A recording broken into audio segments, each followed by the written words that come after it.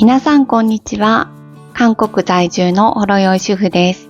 今日は皆さんがあまり知らない韓国、インチョンのカンファドの魅力を紹介します。美味しい韓国料理や美しい観光地を盛りだくさんで紹介するので、よかったら最後まで見ていってください。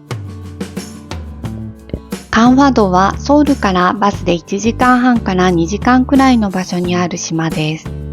自然が豊かで歴史的な場所やカンファドの特産物を利用したご当地グルメが楽しめます。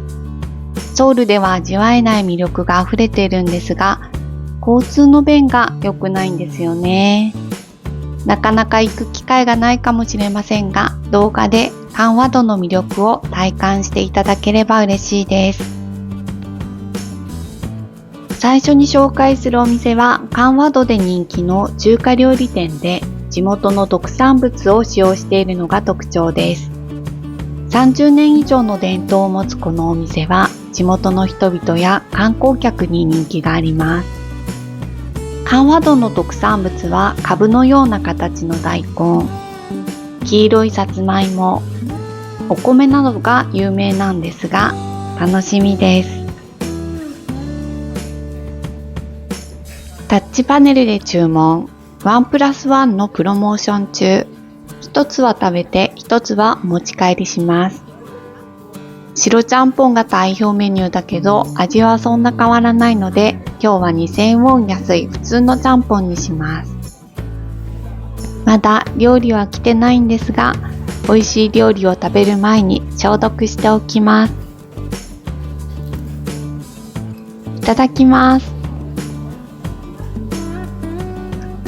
じゃじゃーん、見てください。超豪華、海鮮たっぷり。このおしゃれなイカの切り方、これだけでもかなり手が込んでますよね。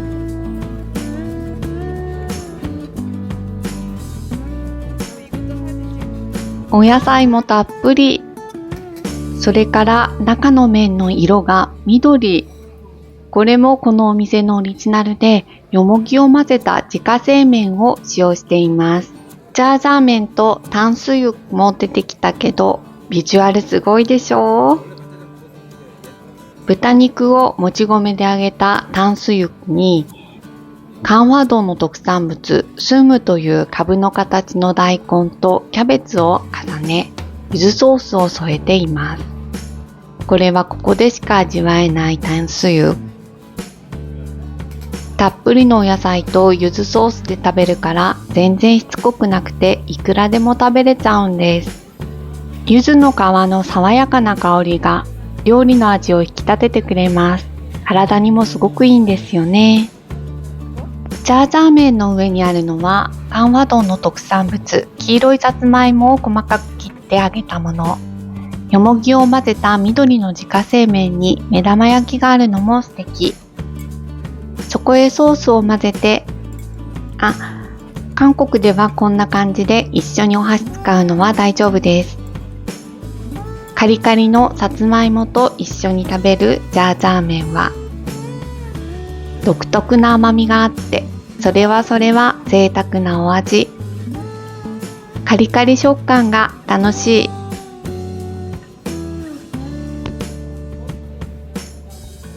もう一つはお持ち帰りにして家で食べます。冷めても全然美味しいんですよ。中華料理のお店のすぐ近くにある伝統的な市場があるので、そっちも行ってみます。2007年にリニューアルして綺麗です。地元の特産物や新鮮な農産物が豊富に取り揃えられています。1階は様々なお店が並び、2階は新鮮なお刺身や地元料理を楽しむことができます。月に2回オープンマーケットも開催されています。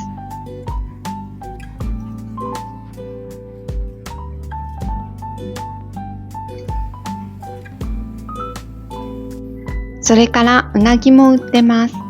1キロあたり約55,000ウォンとお手頃価格。2階の食堂で場所代を払って食べることもできますが、今日はお持ち帰りして食べます。一度軽く火を通した状態で包んでくれるので、帰ってからフライパンで温め直していただきます。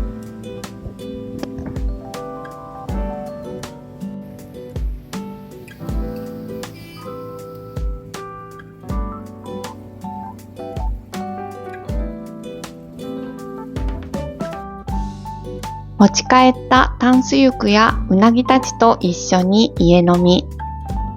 これ、関和道で有名なキンパ。具はシンプルなんですが、お塩にこだわっているんだそう。売り切れて買えない日も多々ある人気店。美味しいんだけど、ここちょっと不親切だから買うのに勇気いるんです。本当にシンプルなんだけど、食べたら止まらなくなる中毒性がある。買ってきたうなぎは、こんな感じでフライパンで黄金色になるまで焼くと美味しいんですよ。新鮮で淡白なお味。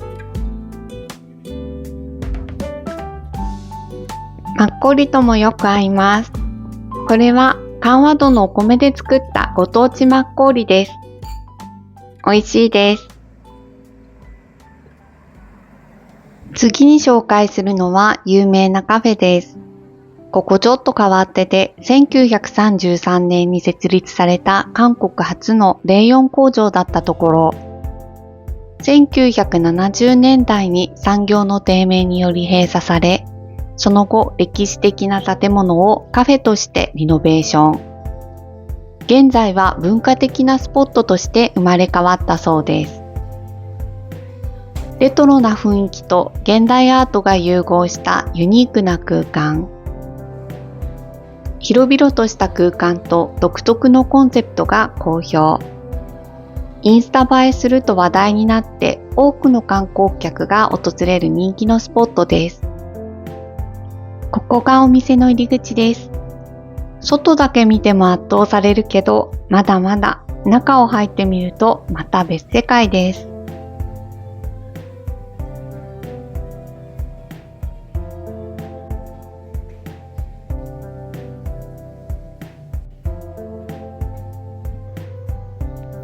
ここなんとトイレの入り口。トイレとは思えないですよね。中もめちゃくちゃ広いんです。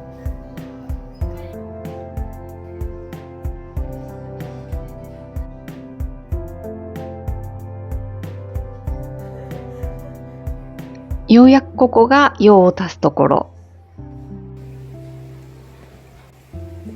広々とした空間にアンティーク家具や装飾品がぎっしり展示してあって、どこ行ってもフォトジェニックなスポット。よーく見ると日本っぽいものもあります。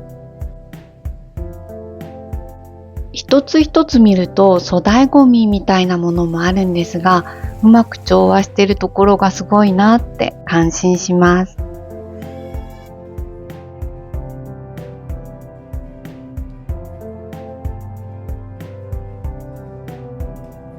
ようやく出口です。アイロンの形のドアノブ、遊び心満載。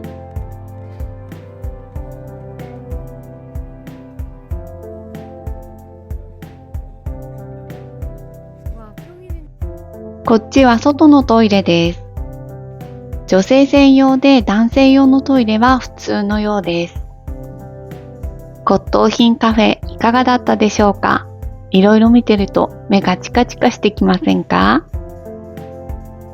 単なるカフェを超えた博物館のようなユニークな体験ができるところです。次に紹介するのもちょっとユニークなんです。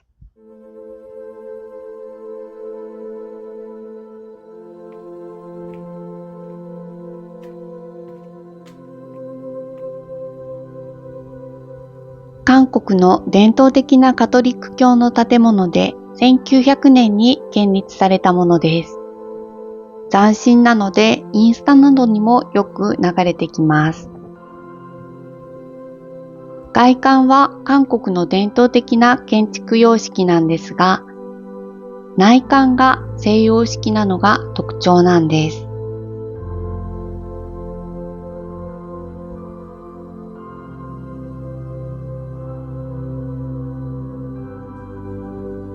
面白いですよね。外観からは想像もできない空間はタイムスリップしたような感覚。驚きと感動を与えてくれます。周辺を散歩してみます。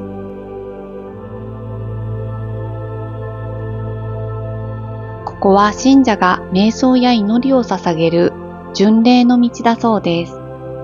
心を落ち着けて神様に祈るための旅。私は信者ではありませんが、なんか心が落ち着いてきます。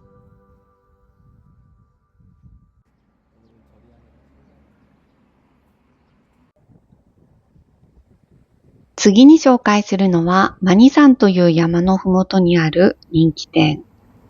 1970年から営業していて、登山後の食事に最適な場所で、地域住民からも長年愛されています。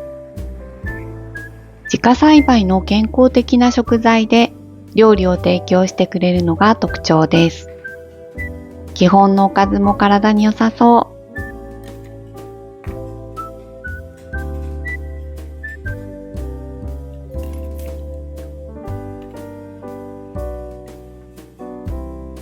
じゃじゃーん !20 種類以上のキノコを使用した健康的な鍋料理。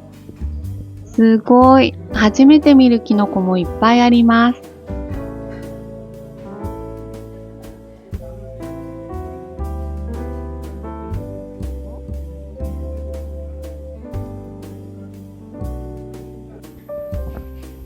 季節に合わせて20種類から30種類ぐらいのキノコが食べれちゃうんです。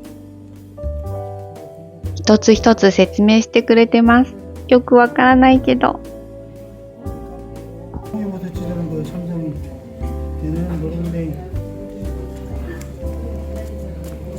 요건 아가리코 씹어서 방어물까지 먹는 거. 얘는 동충하추, 황금 느타리. 얘는 까치바사, 또 자연산이에요. 아까 곰보버섯도 자연산이고.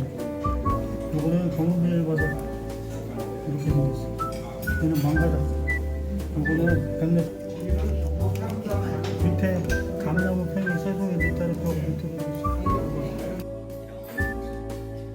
スープはめちゃくちゃ美味しい。天然の旨味ぎっしり。あっさりしてるけど新鮮なキノコの深い味わい。お豆腐もお店で作っているそうです。緑色なのはよもぎですかね。新鮮さと品質にこだわってるのが伝わってきます。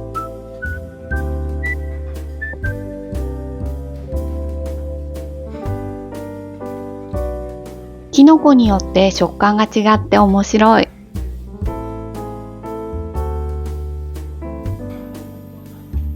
食べても食べても減らないけど、食べれば食べるだけ体が健康になっている感じ。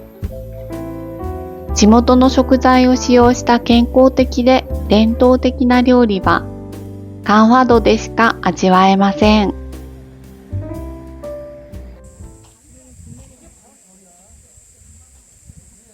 次に紹介するのは人気の観光スポット、チョンドゥンサです。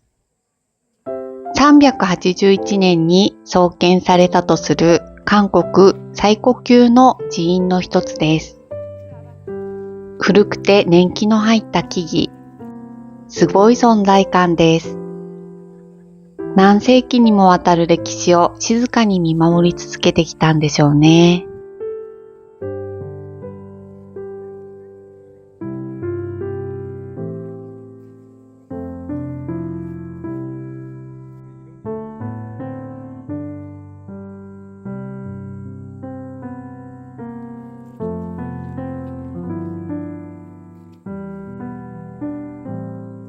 雰囲気もいいし、すごく居心地のいい素敵な空間です。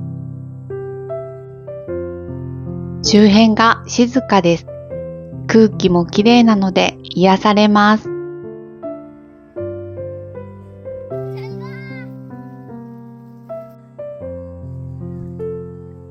お寺の歴史を感じながらお散歩が終わったらここでちょっと休憩。静かな美しい竹林の中にひっそりと佇むカフェ。韓国の伝統茶やお茶菓子を楽しむことができます。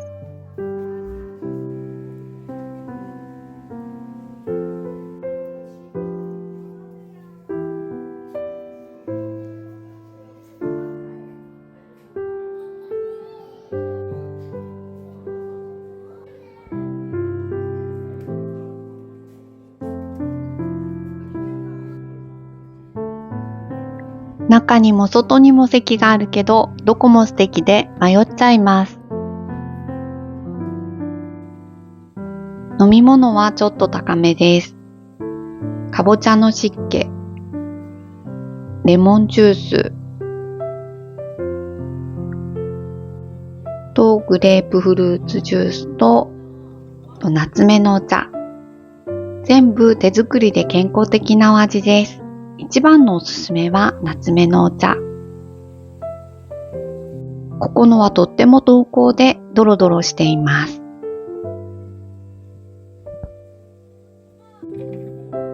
このお菓子普通のおまんじゅうのように見えたんですが、中にレンコンや長芋が練り込んであるようで、甘さ控えめの体に優しいお味で美味しかったです。自然の緑に囲まれて心も体も癒されます。チョンドゥンサに来たらここのカフェは絶対立ち寄ってみてください。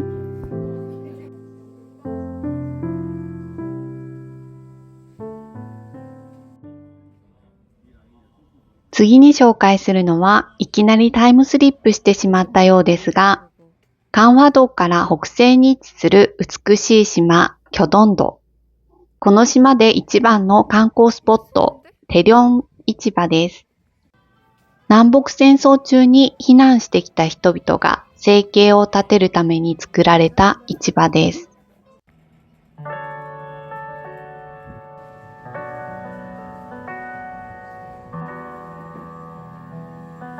1960年代の映画セットのようなレトロ感が楽しめます。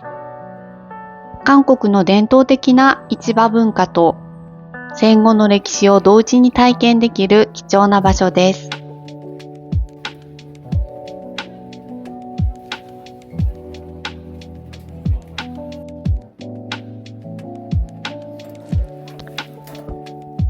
これ好きなんで買ってきます。お、サービスこんなくれました。ラッキー。この市場の中でも人気なのがキョドンミルクティー。韓国のごま油の瓶に入っているのが特徴で、種類は7種類。基本のミルクティーから抹茶味まで様々です。味は濃厚でクリーミーだけど、特別な味はなく普通のミルクティーです。我が家ではこの瓶に入ったごま油を家で使っているので、この瓶でミルクティーを飲むのってちょっと変な感じですが、面白いです。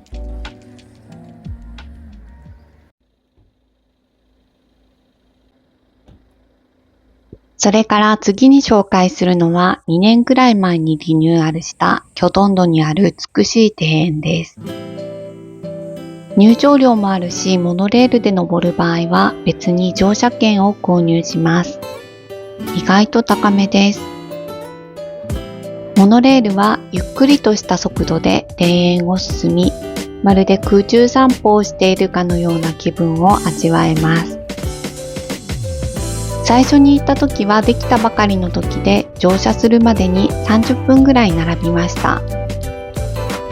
モノレールを利用すると15分くらいで展望台まで楽に行けます。室内にエアコンもあるから快適です。モノレールから見える眺めも最高です。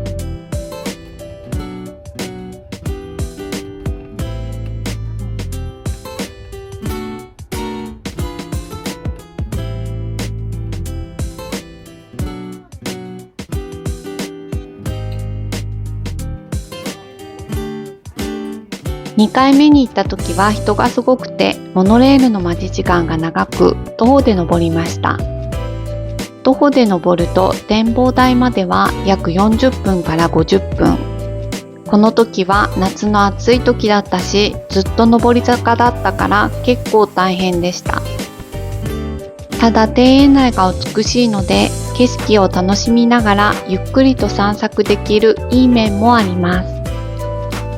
真夏や真冬以外の天気がいい日ならいい運動になって気持ちいいです。モノレールと徒歩にはそれぞれいい点と悪い点があります。モノレールは短時間で楽に展望台まで行けますが、乗車券を買う必要があり、乗車までの待ち時間もあります。モノレールの終点には展望台があります。ここからは関和道全体の素晴らしいパノラマビューを楽しむことができます。晴れた日には遠くの山々や海まで見渡せます。庭園内はいろいろな施設があり、きれいに整備されているので、どこを散策しても美しい景色と静かな時間を楽しめます。いかがでしたでしょうか？ソウルからは少し距離があるので、なかなか観光で来るのは難しいところではあるんですが、見どころ満載の関和道、ソウルでは味わえない韓国の魅力が伝われば嬉しいです。食べ歩き、飲み歩きが大好きで、韓国に移住して17年、2000軒以上のお店を回ってます。韓国旅行の時のお店選びで悩んでいる方のお役に立てればと、ここならというサイトでサービスを作ってみました。概要欄にリンクを貼っておくので、よかったら覗いてみてください。今日は最後まで視聴いただきありがとうございました。また次回もお楽しみに。